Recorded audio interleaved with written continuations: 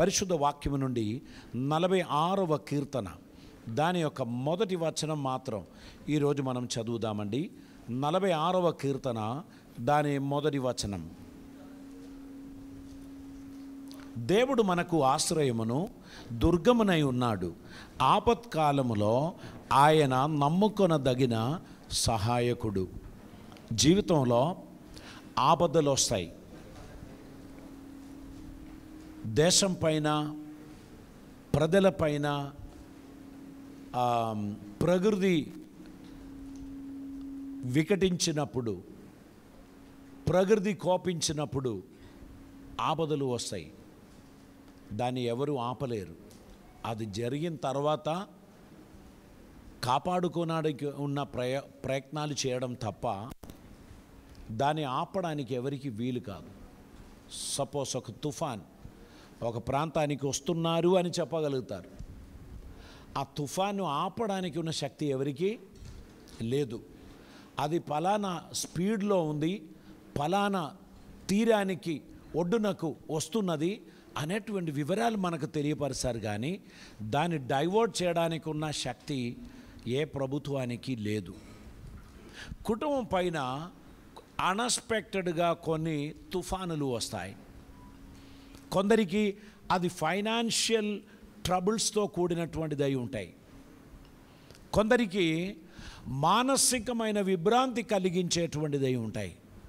కొందరికి బయట చెప్పుకోవడానికి ఇబ్బందికరమైనటువంటి సిచ్యువేషన్స్ కావచ్చు. కొందరికి రోగాలు కావచ్చు, కొందరికి ఇబ్బందులు కావచ్చు. ఇది అకస్మాత్తుగా వచ్చుచున్నప్పుడు మనం ఆందోళన చెందుతూ ఉంటాం, మనం దిగులు పడుతూ ఉంటాం. ఎవరు సహాయం చేయడానికి లేని ఒక కాలం మనకు ఎదురైనప్పుడు మనం నిజంగా అయోమయములో పడతాం.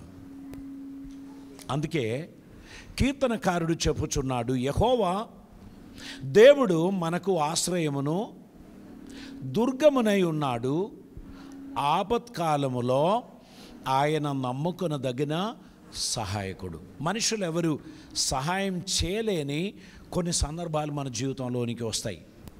అప్పుడు అందరూ బయట నిలబడి చూడడం తప్ప మనతో ఎవరూ రారు.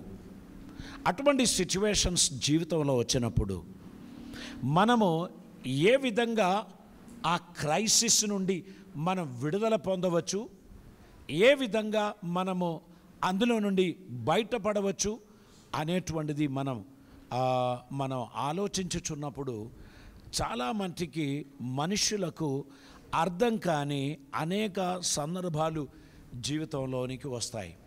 అప్పుడు ఆందోళన చెందుతాం. ప్రియమైన వారు ఏడుస్తూ ఉంటారు. కుటుంబంలో ఒకరు, సంఘంలో ఒకరు సమస్యల్లో పడినప్పుడు ఎవరు కూడా వెళ్ళి సహాయం చేయలేని ఒక సిచ్యువేషన్ వచ్చినప్పుడు మనం చేయగలిగినది ఒకటే, ప్రార్థనా సహాయం.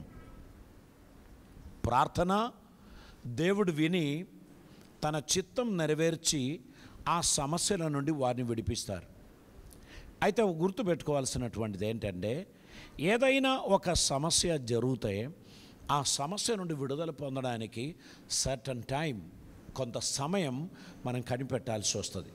సపోజ్ ఒక ఫ్రాక్చర్ అయింది, ఎంత ప్రార్థన చేసినా డాక్టర్ 3 months చెప్పినప్పుడు కనీసం 2 months అయినా మనం వేచి ఉండాల్సిందే. వారు ఎంతో ఘోరమైన పరిస్థితి ఇది, వీటి నుంచి విడుదల ఉండదు అని చెప్పిన ప్రార్థన ద్వారా దేవుడు అద్భుతాలు చేస్తాడు. But still we have to go through the process. మనం ఆ ప్రాసెస్ గుండా వెళ్ళాలి. ఆ సమస్యలను మనం ఎదుర్కోవాలి. సహనముతో అందులో నుంచి బయటికి రావడానికి మనం ప్రయత్నం చేయాలి. ఎవరు కూడా ఆశించరు ఆపదలు సంభవించాలని. ఎవరు కూడా ఆశించరు జీవితంలోనికి సమస్యలు రావాలని. కానీ కొన్ని సమస్యలు మంచి కోసమే. ఆ సమస్యలు రాకపోతే మనకు ఔన్నత్యం ఉండదు, మనకు ప్రమోషన్ ఉండదు, మనకు ఘనత ఉండదు. Example, Joseph was a Saint, ఒక నీతిమంతుడు. జోసెఫ్ చాలా నీతిమంతుడు. జోసెఫ్ ఏ నేరము లేనివాడు. తన సహోదరుల మధ్యలో, తన తల్లిదండ్రుల మధ్యలో, ఆ సమాజంలో యోసేఫ్ మాన్యుడు, యోగ్యుడు. కానీ సహోదరులు ద్వేషించాడు. వాడంటే నాకు అసహ్యం అని ఒకడంటే, అవును అవును అని చెప్పేవాళ్ళు మరి 9 మంది. అందరూ కూడా వ్యతిరేకిస్తున్నటువంటి సిచ్యువేషన్. అమ్మేద్దాం. ఫైనలీ జోసెఫ్ను అమ్మేశారు, ఐగుప్తు చేరారు. అయినా జోసెఫ్ దేవుని అందున్న భక్తి విడిచిపెట్టలే. తల్లిదండ్రులను పోగొట్టుకున్నారు, సహోదరులను పోగొట్టుకున్నారు. దేవుడు ఒక్కడే నాకు ఉన్నాడు అనే ధైర్యంతో యోసేఫ్ దేవుని కొరకు వాడబడ్డాడు. చివరిగా పొతిఫేర్ యోసేఫ్లో ఉన్న ఆ నైపుణ్యత, మంచితనం, గొప్ప కృప ఇవన్నీ చూచి అన్నిటికీ టాప్ పొజిషన్లో పెట్టాడు. జోసెఫ్కి అర్హత లేని ఒక స్థానం దొరికిందని ఆయన దేవునికి స్తోత్రం చెల్లిస్తూ, ఇంకా ఎక్కువ నమ్మకత్వాన్ని చూపిస్తూ, జాగ్రత్త కలిగిన వాడిగా, ఆసక్తిపరుడిగా తన యజమానిని కొరకు అన్నీ చేస్తున్నటువంటి సమయంలో జోసెఫ్ మీద నేరారోపణ చేసి సాక్ష్యాధారం చూపించారు. ఆ సాక్ష్యాధారము చూచినప్పుడు ఇక జోసెఫ్కు ఎస్కేప్ చేయడానికి ఛాన్స్ లేదు. Everything is against him. జోసెఫ్ను తీసుకుపోయి జైల్లో వేశాడు. అక్కడ కొన్ని సంవత్సరాలు ఉండాల్సి వచ్చింది. మనం అందరం కొన్నిసార్లు నాకెందుకు ప్రభువా ఇటువంటి పరిస్థితి, నేను నిన్ను ప్రేమించడం లేదా, నేను నిన్ను సేవించడం లేదా, ఎందుకు నాకు ఇటువంటి దుస్థితి కలుగజేశావు, ఇప్పుడు నేను నా భక్తిని విడిచిపెట్టమంటారా అడగాల్సినటువంటి పరిస్థితి. కానీ జోసెఫ్ అంత సాహసించలే. దేవునికి కృతజ్ఞత తెలియపరచు. ఆయన దేవుని సన్నిధిలో మౌనంగా ఉన్నాడు. కానీ మీకు అందరికీ తెలుసు స్టోరీ. ఒకానొక దినాన దేవుడు యోసేఫ్ను బయటికి తీసుకొచ్చి ఫరో పక్కన ఒక సింహాసనం వేసి అతని కూర్చుండబెట్టాడు. పేరుకు మాత్రం నేను ఫరో, అధికారం అంతా నీకిస్తున్నానని తన ఉంగరమును తీసి యోసేఫ్కు తొడిగించాడు. విశ్వాసి, నీ జీవితంలో ఏదైనా ఆపద, ఇబ్బందులు, నిందలు వచ్చినప్పుడు నువ్వు ఆందోళన చెందొద్దు. నువ్వు దేవునికి థ్యాంక్స్ చెప్పండి. ఏ క్లాసులోనో నో క్లాసులోనో నువ్వు హ్యాపీగా ఉండాలి. ఈ వీక్లో ఒక 5 స్టార్ హోటల్లో ఉండి ఒక కాన్ఫరెన్స్ అటెండ్ అవ్వడానికి 2 days నాకు ఒక ఆపర్చునిటీ దేవుడిచ్చాడు.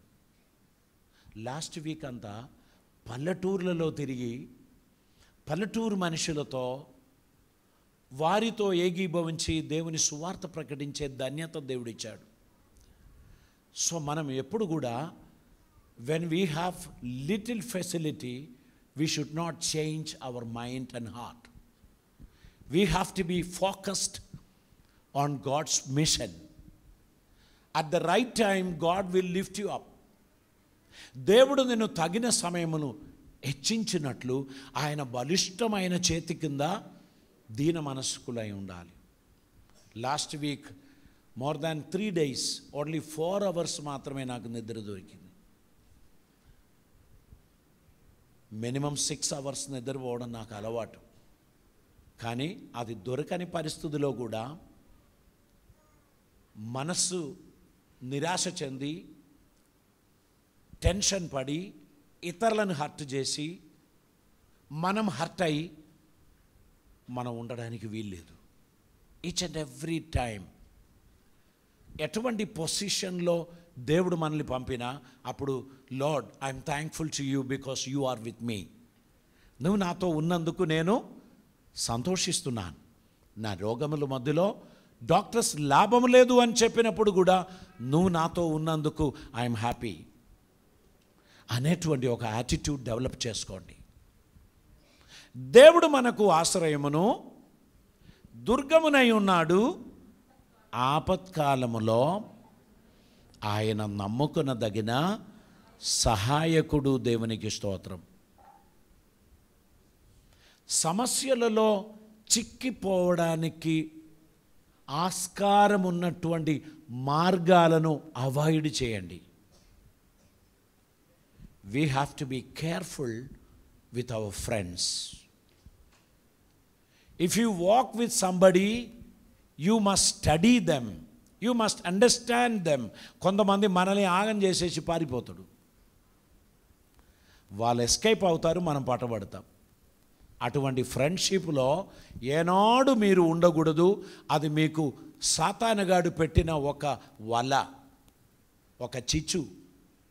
అందులో మీరు పడిపోవద్దు. You have to study and search the ways you walk through. మీరు వెళ్ళుచున్న మార్గాన్ని సరిగా అర్థం చేసుకొని సరైన డిసిషన్స్ తీసుకొని మీరు వెళ్ళండి. మన పొరపాటు వలన ఒక ఇరుకాట మనకు వస్తాయి. మన పొరపాటు వలన ఒక సమస్య మనకు వస్తాయి. ఎవరు మనల్ని కాపాడలేరు, ఎవరు మనకు సహాయం చేయలేరు.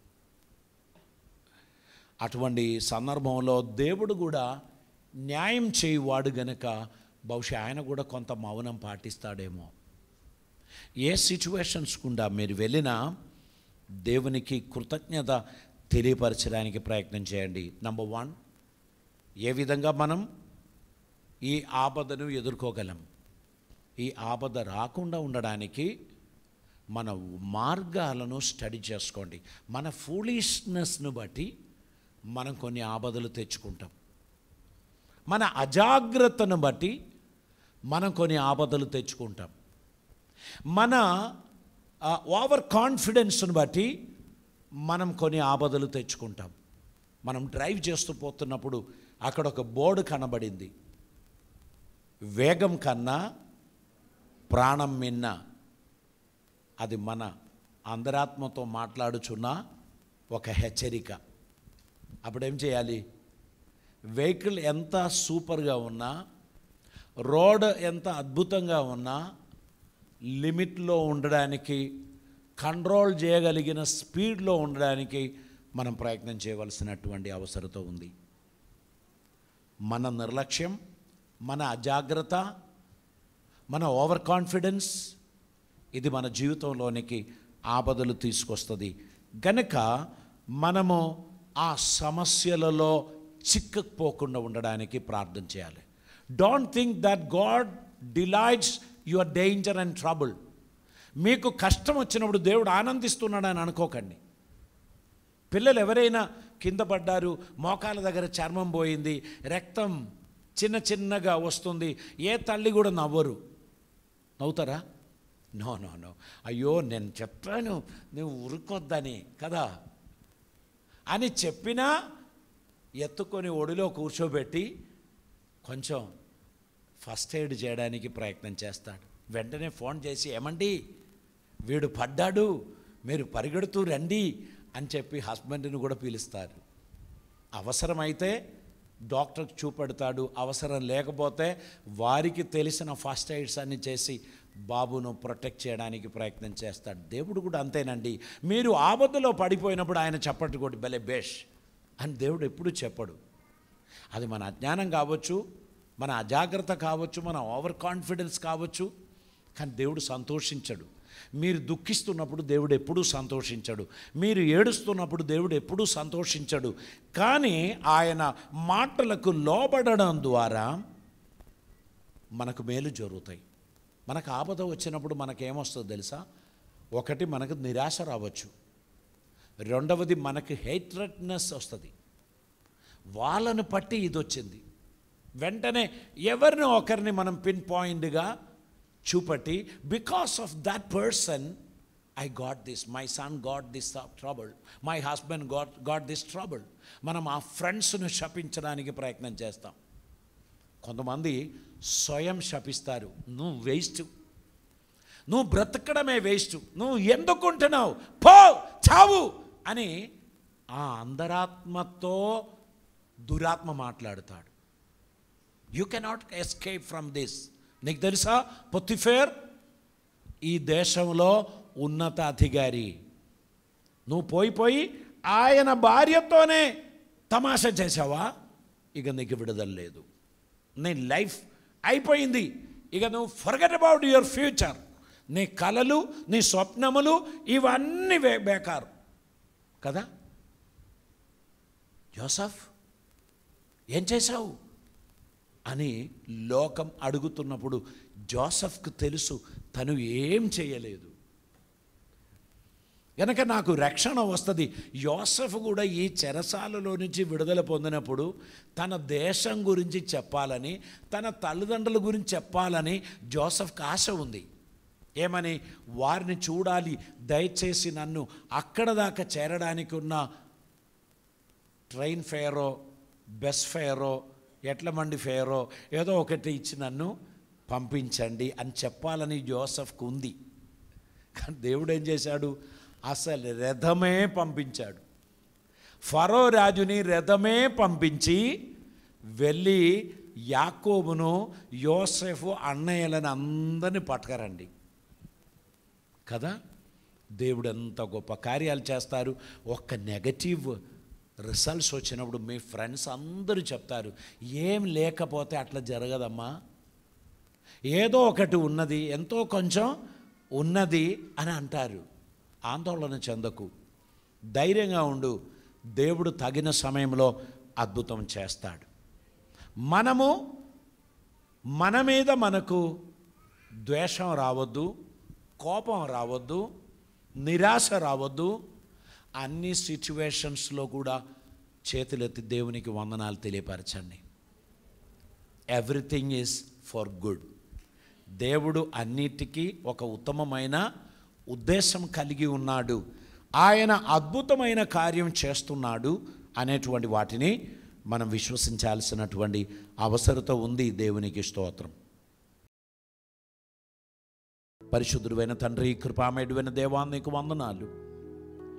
ఈ దినమందు నీ వాక్యము ద్వారా మాలో ప్రతి ఒక్కరిని మీరు ఆదరించినందుకు స్తోత్రం. మమ్మల్ని బలపరిచినందుకు స్తోత్రం. మీ చిత్తం నెరవేర్చడానికి మమ్మల్ని మీరు వాడుకుంటున్నందుకు నీకు వందనాలు. కృపలతో నింపమని, ఆదరణ దయచేయమని, అద్భుత కార్యములు మా జీవితంలో జరిగించమని, కృపయు సమాధానము ధారాళమైన దీవెనలు మాకు దయచేసి మమ్మల్ని నడిపించి నువ్వు మహిమ పొందమని, నీ కృపలతో నింపమని, అద్భుతమైన కార్యములు మా జీవితంలో జరిగించమని, ఆశీర్వదించి బలపరచుమని, కాపుదల దయచేయమని యేసయ్య పవిత్ర నామమున అడిగి ప్రార్థిస్తూ ఉంటున్నాం పరమ తండ్రి. ఆమేన్.